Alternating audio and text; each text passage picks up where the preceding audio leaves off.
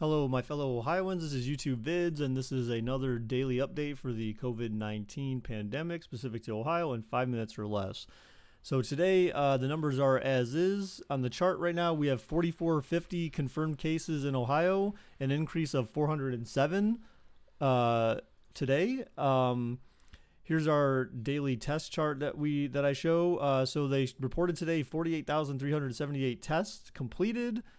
And 43,928 negative, with a daily test increase of 6,203. And again, because of the misreporting or non-reporting of the numbers yesterday, essentially this number I say should be split between the previous 2 days. So it seems like we're still just over 3,000 tests per day being done in Ohio. And how this stacks up against the projected model versus the actual numbers. So yesterday we saw a dip down in the numbers reported actual cases, and we went back up today, of course, to 407. So we're sort of trending according to this model, but not quite. There are 142 deaths now in the state alone, and 81 out of 88 counties have a case. So we're almost at the point where all county has reported at least one case of the COVID-19 virus. So starting midnight tomorrow morning, basically, the revised stay-at-home order goes into effect. That means a limited number of customers are allowed in the store at a time, and retailers should be trying to do their best to go by that.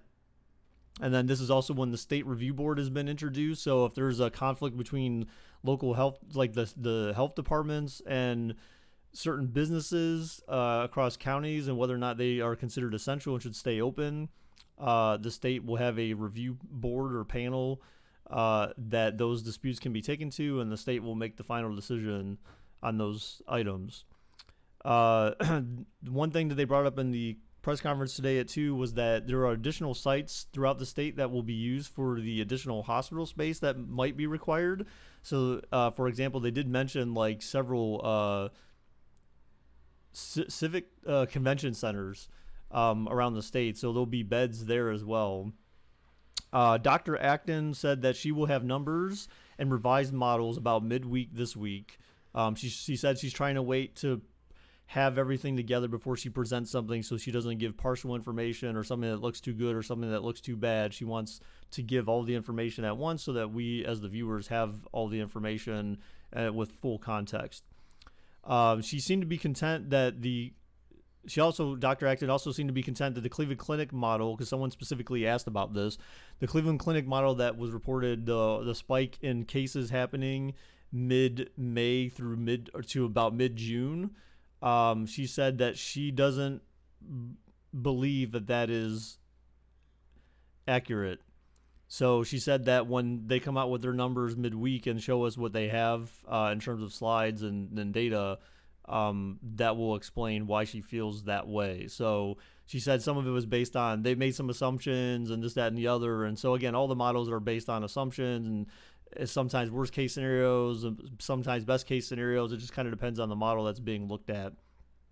The doctor also said that she doesn't think the peak in Ohio will happen this week, because I think there was another model that was released from a different state. I think they said Washington State or something like that, projected that the peak for Ohio would be this week. She said she does not agree with that. The one thing that she has been saying that's been very good is that she's been constantly saying that she thinks, because of the fact that everyone is following the social distancing guidelines, that is allowing Ohio, that will make this peak a lot less difficult to deal with.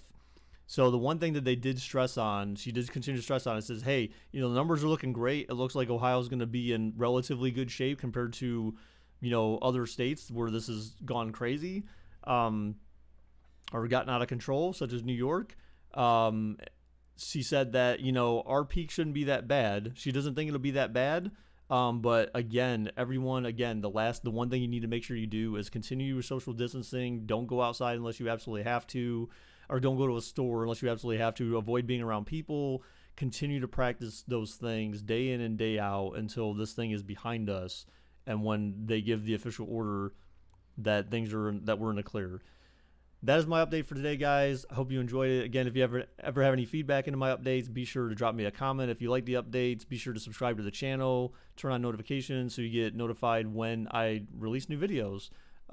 Thanks again. Until tomorrow, everyone. Bye-bye.